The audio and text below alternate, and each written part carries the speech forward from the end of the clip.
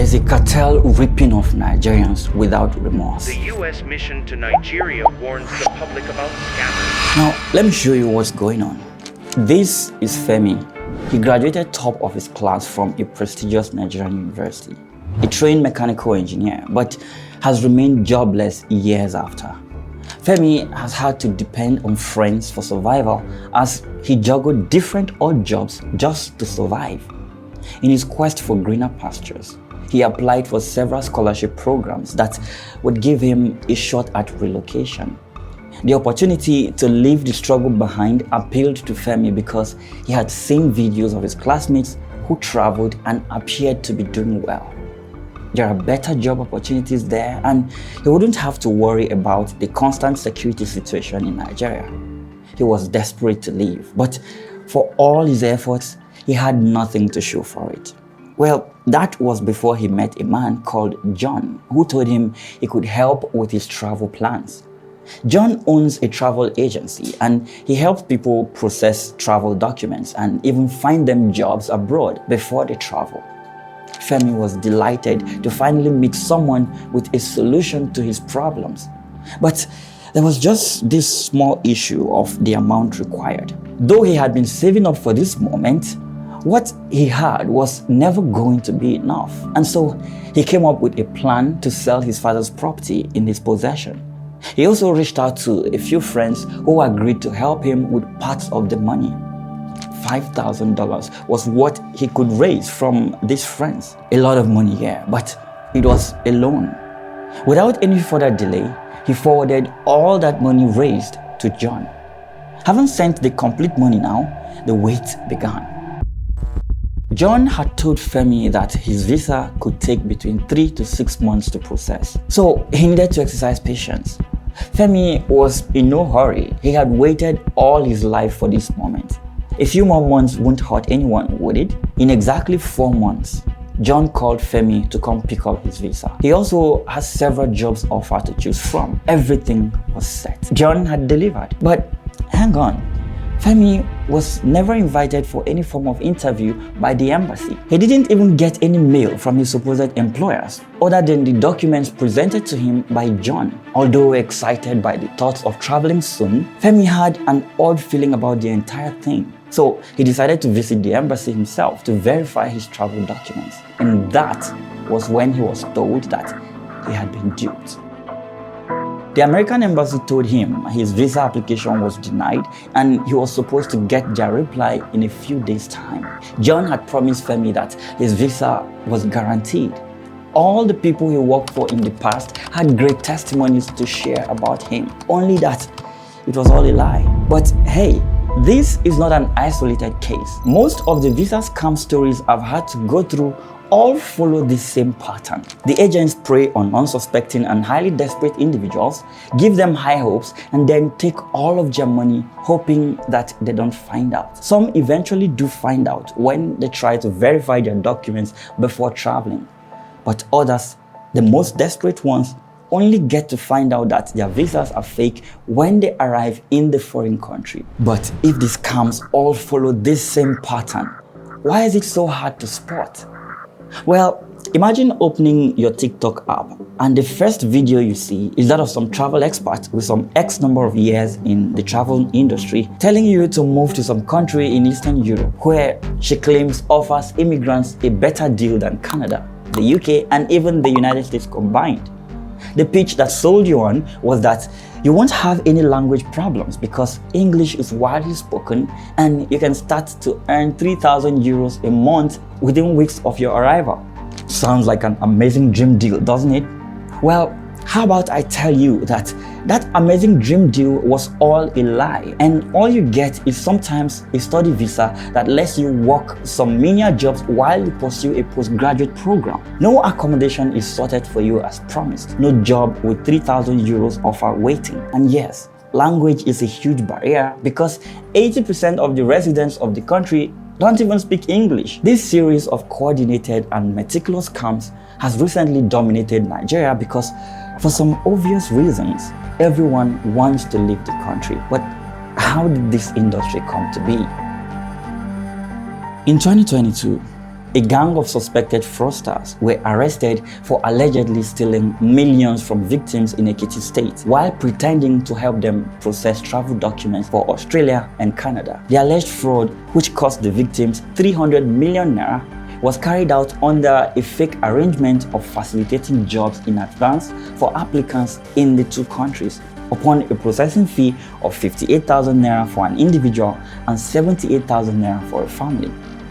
More than 4,000 applicants were said to have registered and paid the prescribed fees amounting to over 300 million naira. Hundreds of medical doctors working in Ekiti State fell victim to this scam. Stories like this further highlight the fact that a lot of people, both educated and uneducated, are willing to pay millions of naira to these guys because they have branded themselves as experts who could ease the burden of getting travel documents in Nigeria.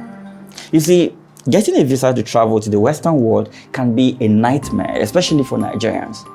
While an Asian citizen can simply buy a ticket and fly to these Western countries, Nigerians, on the other hand, have to put up with a lot of humiliating requests from these countries before they are granted visas.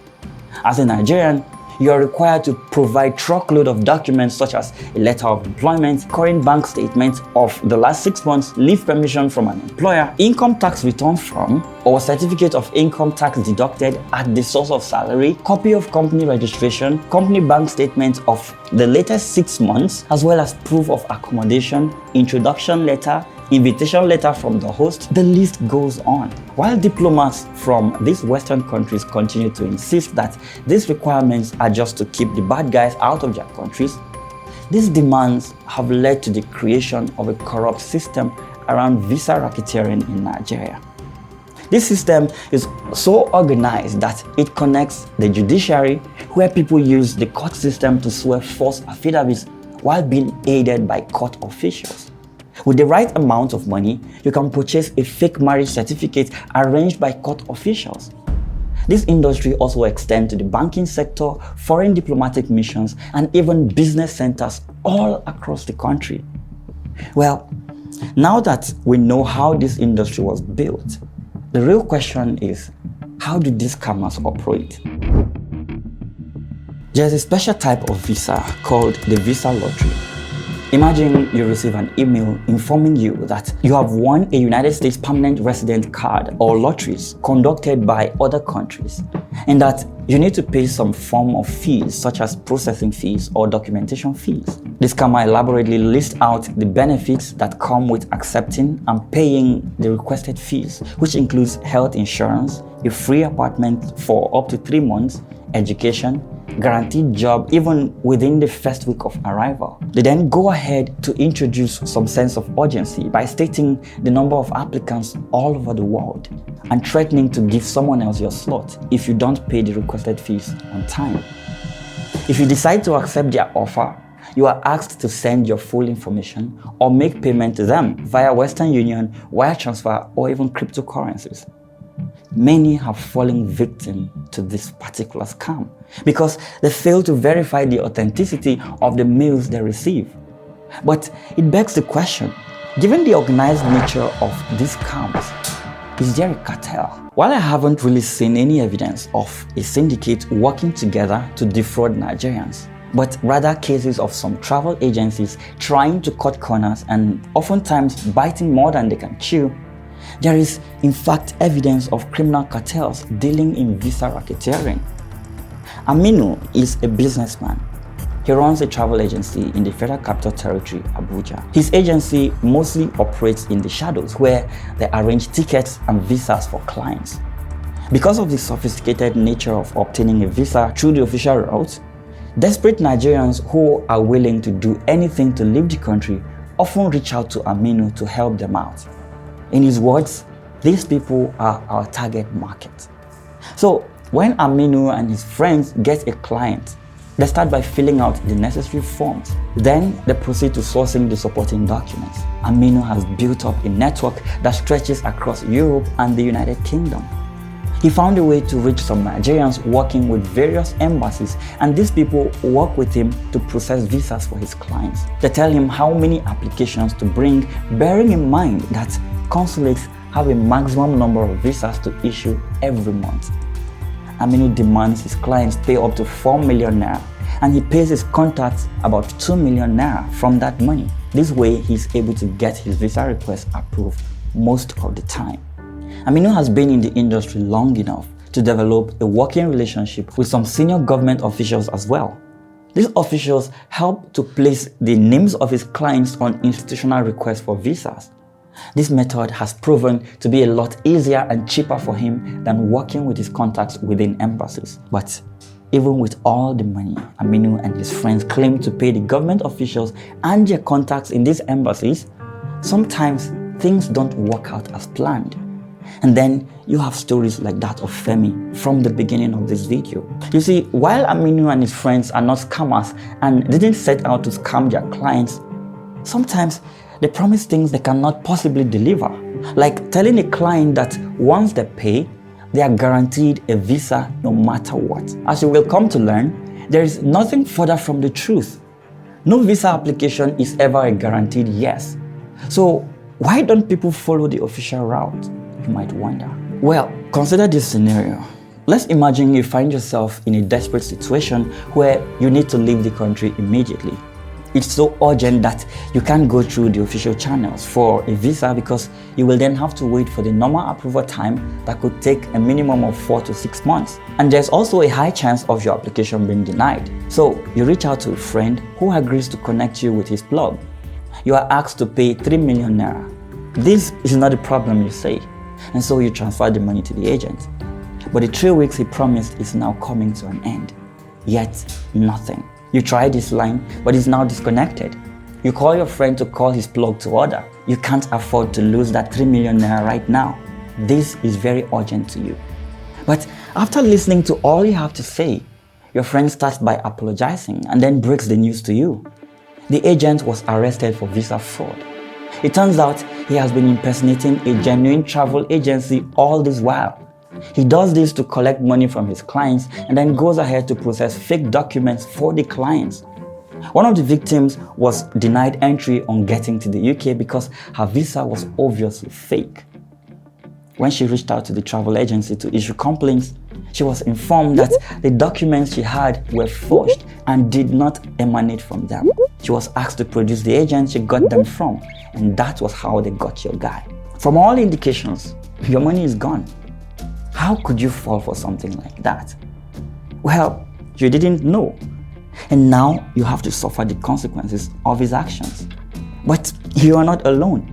While stories of scams like this sometimes seem entertaining and difficult to connect with because you haven't fallen victim to one, it's good to know that the consequences sometimes are far-reaching. To get food isn't... Sky News recently published an investigation that revealed how some migrants were made to pay huge sums of money to get into the UK only to have their dreams dashed upon arrival. A Nigerian woman had paid someone in Nigeria £10,000 to get her a career job in Britain. According to this lady, she had a comfortable life back in Nigeria. All she wanted was a better life than what she was used to. But now, she has to depend on a food bank for support. She and many others had applied via the skilled worker visa program, only to become homeless and without a job in the United Kingdom. One claimed to have sold everything she owned in Nigeria to move to Britain, but became stranded after she found out that her offer of a full-time job was fake. This and more is the reality of these victims. But how can one guard against scams like this? You want to start out by getting relevant information about the country you wish to relocate to. It is good to note that most often than not, scammers prey on the gullible. The more information you have, the harder it is for scammers to hit you. So be informed. Also, note that visas are never guaranteed. Any agent promising you that is probably lying and trying to get away with your money. Now, speaking of money, try not to bribe anyone to get a visa. If you are asked to pay some money to facilitate issuance of a visa by an immigration officer, that should be a red flag. Follow the official channels instead. And if you're seeking a work visa or employment from a foreign corporation, note that promises of free travel, free accommodation, and free food are sometimes deceptive. Some agents will tell you that once you make payments, The agency or employer will pay for your ticket, give you free accommodation, and offer you free food for a few months when you arrive in the country. This is obviously too good to be true and might be a scam. While some employers may provide limited accommodation when you arrive, most employers will not buy tickets or offer you free food. Above all, learn to speak to a professional. Always remember, if it sounds too good to be true, it probably is.